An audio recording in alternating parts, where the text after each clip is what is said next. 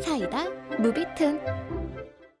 그때까지 나는 남편, 딸아이와 함께 셋이서 평범하지만 행복하게 살고 있었다. 그런데 어느 날 시어머니가 연락도 없이 찾아왔고 다짜고짜 험악하게 뻔뻔한 것 같으니라고 감히 네가 내 아들을 속여?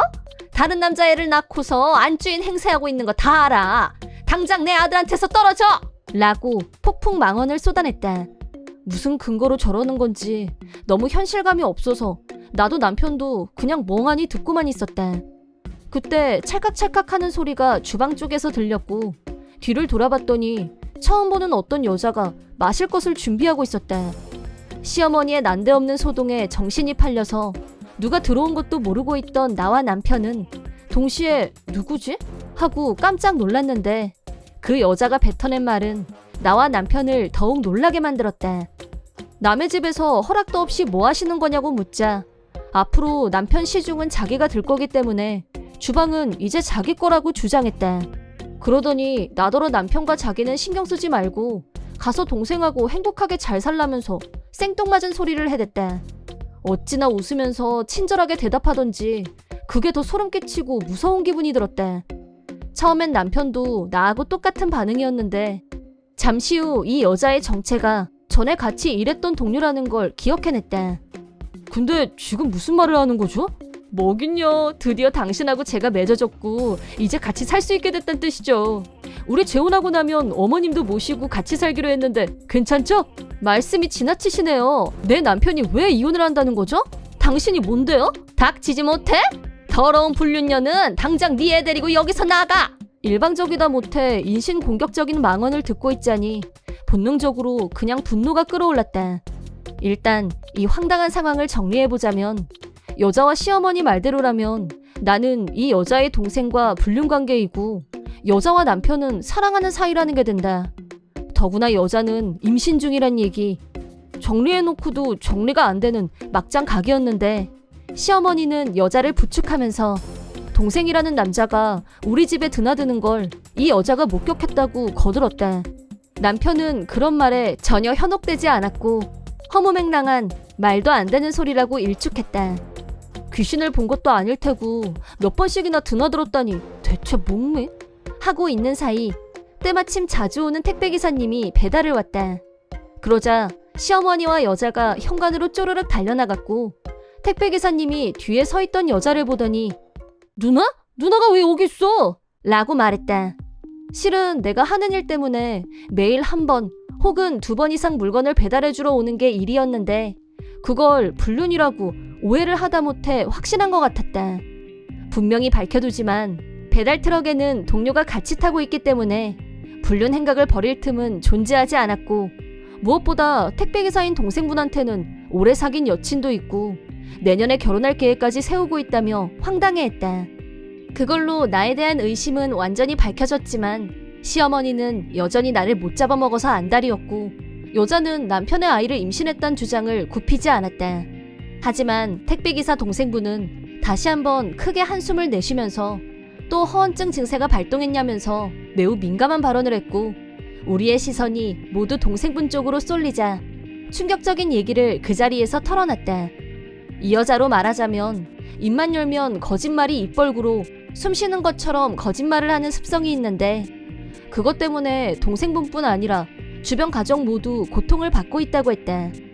하지만 여자는 굽히지 않았고 거짓말이 아니다. 분명히 자기 뱃속에는 우리 남편 아이가 있다고 주장했지만 동생분이 그럼 출산 예정일이 언제냐?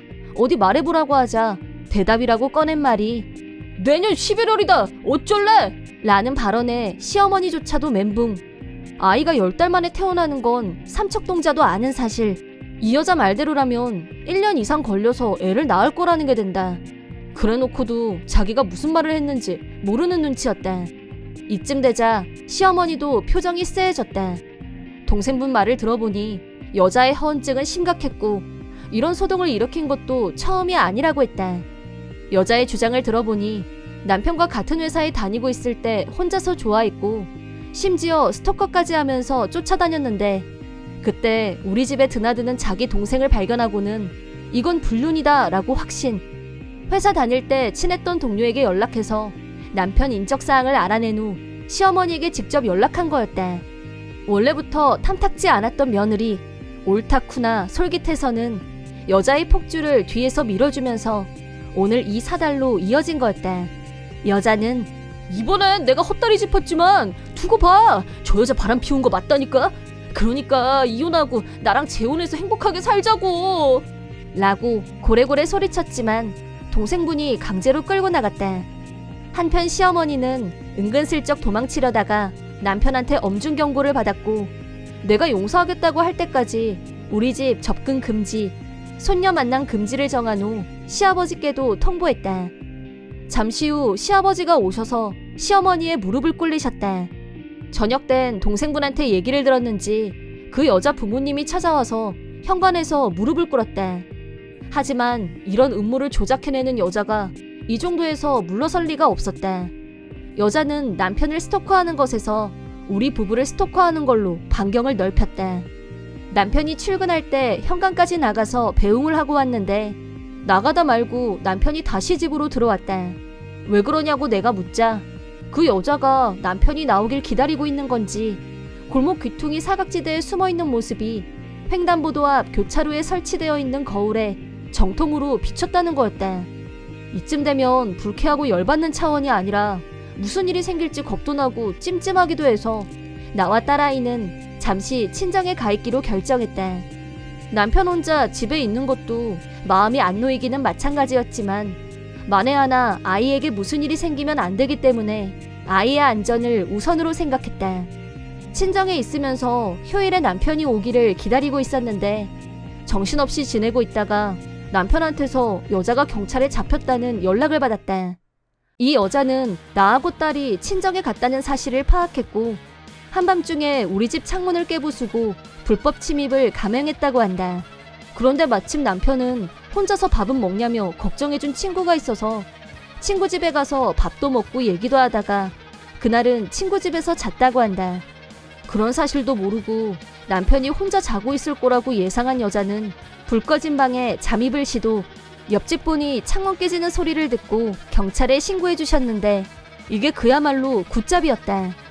여자는 출동한 경찰을 향해 자기가 임산부라고 하면서 이 집 안주인이라고 주장했다는데 그런 거짓말이 통할 리가 없었다.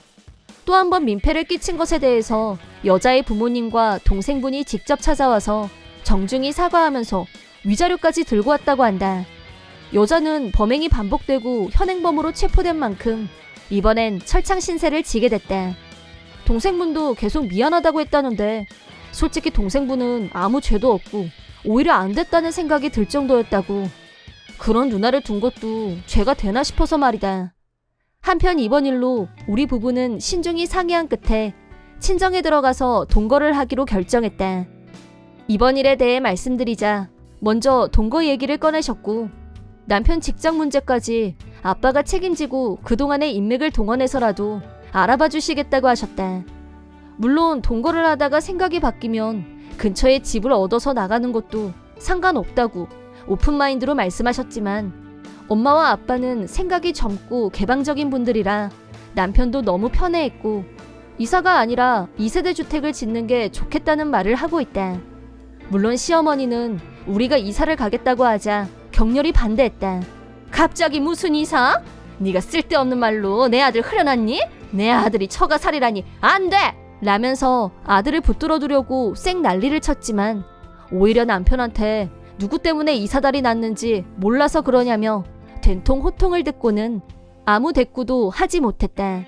솔직히 나도 두 번 다시 시어머니를 보고 싶지 않았고 남편도 시어머니한테 완전히 학을 뗐는지 차라리 연을 끊겠다는 말까지 나왔다. 그 심정은 100% 공감한다. 근본 없는 여자의 말만 철석같이 믿고 어린 딸아이한테까지 심한 모욕을 준 꼴이 됐으니 그럴만했다. 시어머니는 자기가 오해해서 그런 거라며 손녀 얼굴은 보여달라고 사정했지만 남편은 두 번 다시 그럴 일은 없을 거라고 단단히 못을 박았다. 그 말을 들으니 안심이 됐다. 전직 후에 남편은 오히려 더 잘 풀렸고 부모님과 동거하면서 생활비도 절약되고 그만큼 저축을 더 많이 할 수 있게 됐기 때문에 부모님을 모시고 여행도 다니고 일상의 즐거움이 배가 된 기분이다. 물론 두 분은 손녀 사랑에 푹 빠져 계신다. 무엇보다도 시어머니와 다시는 안 봐도 된다는 생각만으로도 마음이 놓이고 기분이 좋아진다. 현재 시어머니는 자기 아들도 못 보고 손녀도 못 만나게 되자 어깨가 축 처져 있다는데 시아버지한테 그러게 누가 그런 쓸데없는 짓을 하고 다니라고 했냐며 구박도 받고 상당히 상태가 안 좋다고 하는데 이제 내 알 바 아니다. 얘기를 들어보니 시아버지도 시어머니한테 한계치에 도달했다는데 스토커범인 그 여자도 내 친정 주소까지는 모를 테고 앞으로 다시 볼 일은 없을 거라고 믿는다. 갑자기 시어머니와 처음 보는 여자가 쳐들어와서 불륜이라느니 임신을 했다느니 떠들어댔을 때는 눈앞이 캄캄했었는데 지금은 전화위복이 돼서 행복하게 잘 지내고 있다. 이번 영상은 어떠셨나요? 재밌게 보셨다면 구독, 좋아요에 댓글까지 달아주시면 감사하겠습니다. 그럼 다음 영상에서 만나요.